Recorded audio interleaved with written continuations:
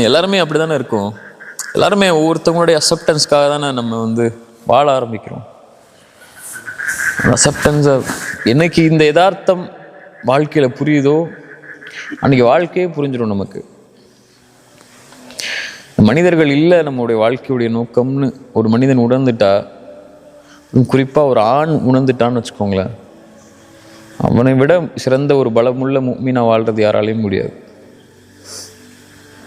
ரசூலுல்லாஹ்வுடைய வாழ்க்கையில் நீங்கள் எங்கே எடுத்து பார்த்தாலும் யாருடைய அங்கீகாரமும் அவங்க எதிர்பார்த்துலாம் நிற்கல.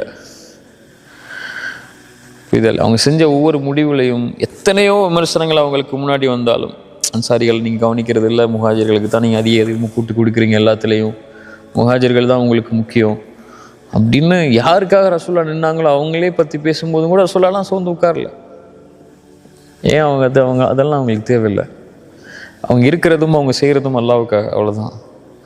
அதில் மக்கள் புகழணும், இகழணும், மக்கள் ஏற்றுக்கணும், அங்கீகரிக்கணும், மக்கள் நம்மளை நல்லவங்கள்னு சொல்லணும், அதெல்லாம் சொல்ல விரும்பவே இல்லை. சஹாபாக்கள்லாம் ரொம்பலாம் தூக்கி கடாசிடுவார். மனிதர்கள்லாம் அவங்கள பற்றி பேசுகிறத வச்சுலாம் சஹாபாக்கள் வாழலை.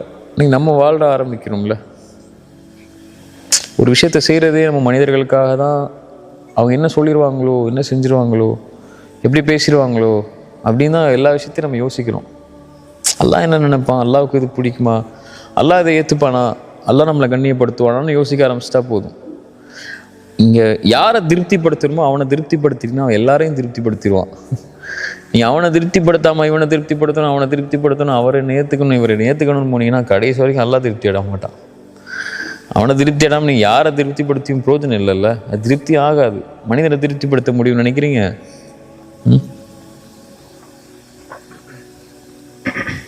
வாழ்க்கை ஃபுல்லாக நீங்கள் அம்மா அப்பாக்காக வாழ்ந்துருந்தாலும், வாழ்க்கை ஃபுல்லாக உங்கள் பிள்ளைங்களுக்காக நீங்கள் வாழ்ந்தாலும், வாழ்க்கைக்கு ஃபுல்லாக நீங்கள் உங்கள் மனைவிக்காக வாழ்ந்தாலும், அவ்வளோ கஷ்டப்பட்டு நீங்கள் துபாயில், சவுதியில், எல்லா ஊர்லேயும் உழைச்சி குடும்பத்துக்கு கொடுத்து இறச்சி போய் அவன் 60 வயசில் நிற்பான் வீட்டில், எனக்காக என்ன செஞ்சேன்னு கேட்டுருவாங்க.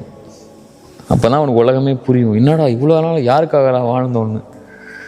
அப்படி தானே எவ்வளோ பேர் நம்ம கேள்விப்படுறோம். ஒவ்வொரு வாழ்க்கையிலையும் எனக்கு அதை செஞ்சியா இதை செஞ்சியான்னு கேட்டுருவாங்க. அவன் நைட்டு பகலுமா ஒரு குட்டி கூண்டு ரூமில் 10 பேரோடு சேர்ந்து படுத்து, அவனுக்கு சாப்பாடு இல்லைனாலும் மாதம் ஊருக்கு காசு கொடுக்கணும், 50,000 60,000 அனுப்பியிருப்பான் வீட்டுக்கு சேர்த்து வச்சு.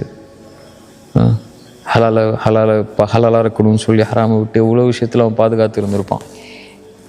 சர்வசாதாரணமாக கேட்டுருவாங்க வீட்டுக்கு வந்தால் என்ன பண்ணேன்னு.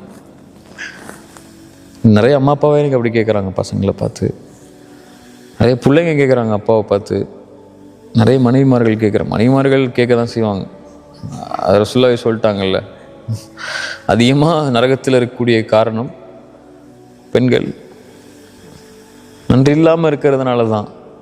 நன்றி மறக்கிறதுனா இது இல்லை, ஏமாத்துறது இல்லை, கணவனுக்கு மாறுபட்டு நடக்கிறதுனால இல்லை அப்படி ரசூலுல்லாஹ் சொல்லலை அந்த இடத்துல. எங்கேயும் ரசூலுல்லாஹ் சொன்ன விளக்கம், அவன் வாழ்க்கையே கொடுத்துருப்பான். ரசூலுல்லாஹ் தான் சொன்னாங்க இதே வார்த்தையை, அவன் எல்லாத்தையும் செஞ்சுருப்பான், கடைசியாக நீ என்ன செஞ்சேன்னு கேட்டுருவான். அதனால தான் பெண்கள் நரகத்தில் அதிகமாக இருப்பாங்க ரசூலுல்லாஹ் சொன்னதுக்கப்புறம் நம்ம எங்கே போய் நிற்கிறது? அதனால் அங்கேருந்து அவ்வளோதான் எதிர்பார்க்கணும், அதை விட்டுருங்க.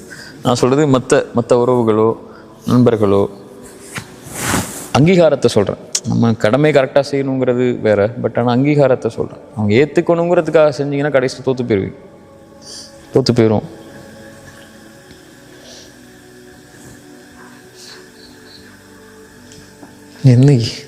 என்ன எல்லாம் அப்படி பார்க்குறீங்க, எங்கேயோ பட்டு பேசுகிறான் அப்படிங்கிற மாதிரி. அப்படிலாம் எங்கே என்ன சத்தமாக சிரிக்கிறீங்க?